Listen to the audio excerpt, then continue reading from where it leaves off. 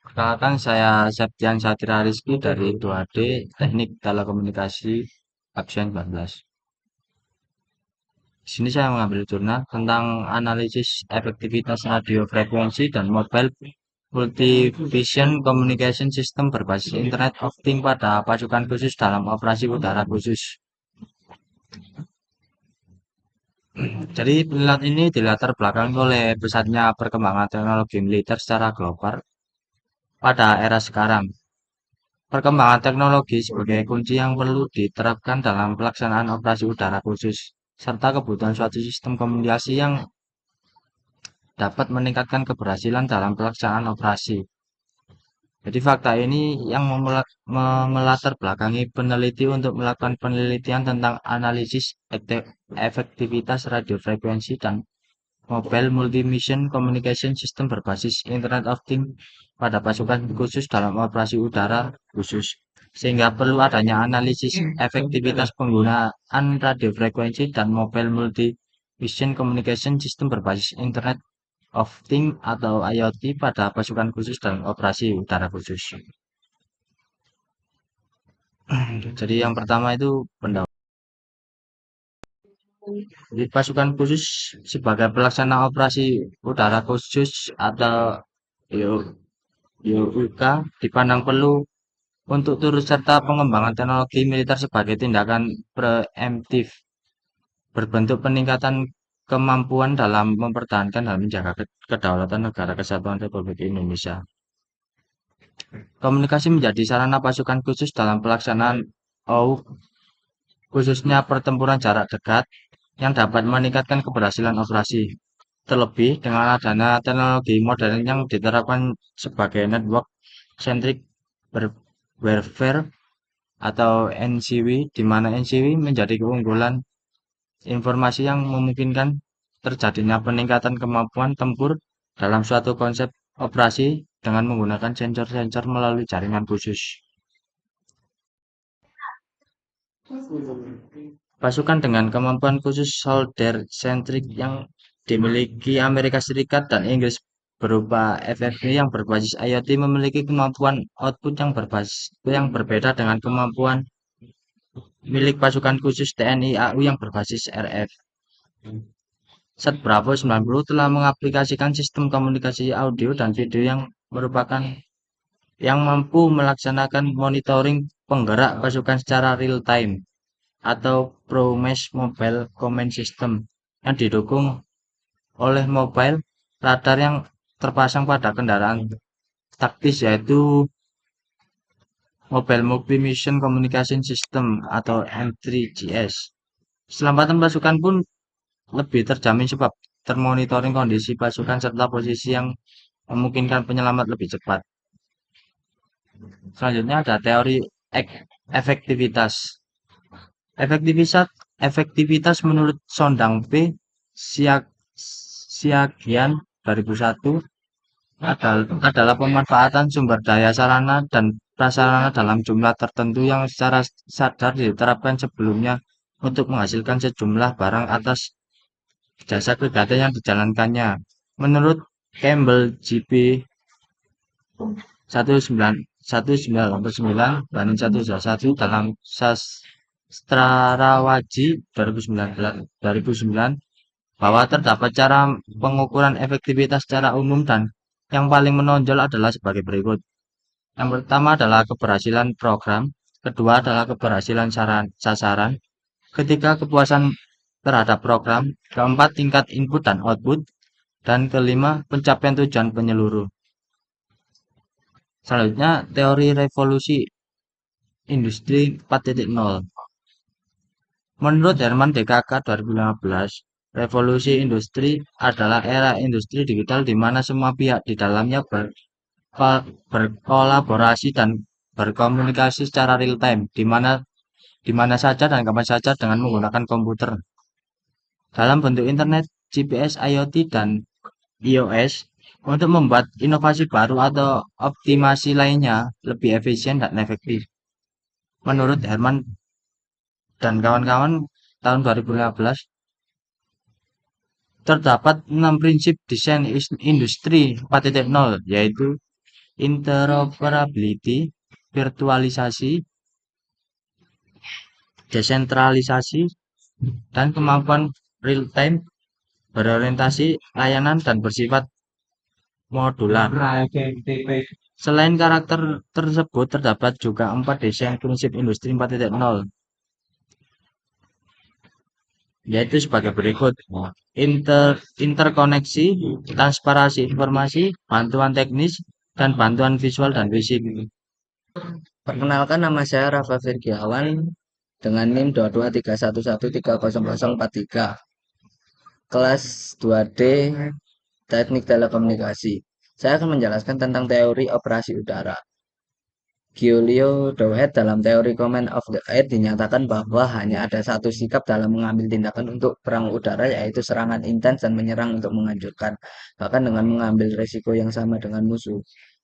Pada pelaksanaan operasi udara khusus sesuai dengan teori Giulio Douhet menyatakan bahwa lebih mudah dan lebih efektif menghancurkan kekuatan udara lawan dengan cara menghancurkan pangkalan atau instalasi serta alutsistanya di darat daripada harus bertempur di udara.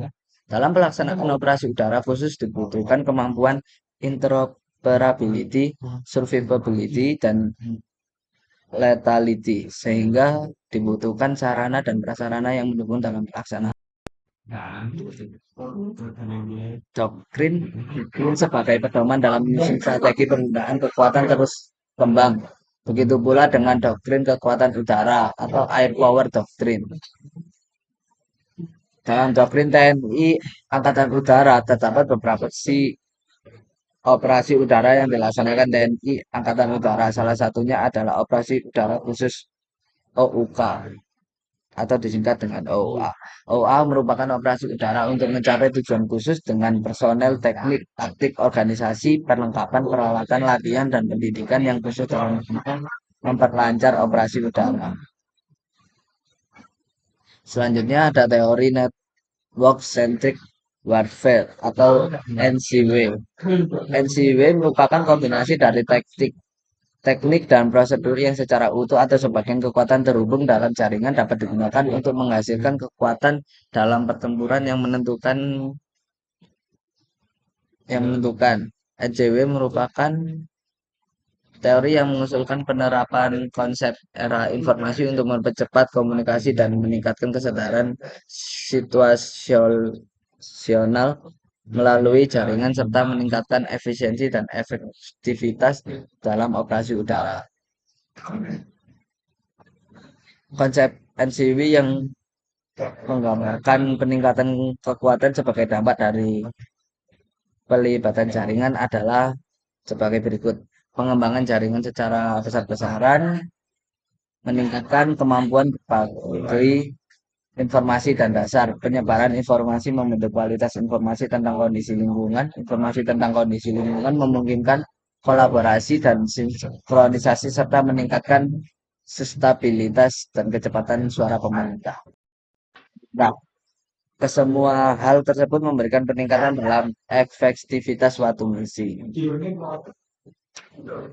Analisis SWOT merupakan salah satu analisis yang cukup populer di kalangan pelaku organisasi adalah analisis SWOT. Istilah SWOT dari perkataan strengths atau kekuatan, weakness atau kelemahan, opportunities atau kesempatan, dan threat adalah ancaman. Selanjutnya ada kerangka berpikir. Eksplorasi analisa dilakukan untuk menentukan yang terbaik untuk diterapkan pada pasukan khusus teknik angkatan udara yang mengacu kepada parameter-parameter dari NJW dan teknik 4.0 untuk diaplikasikan sesuai fungsi dalam rangka menyiapkan dan melengkapi kemampuan dalam menghadapi operasi udara.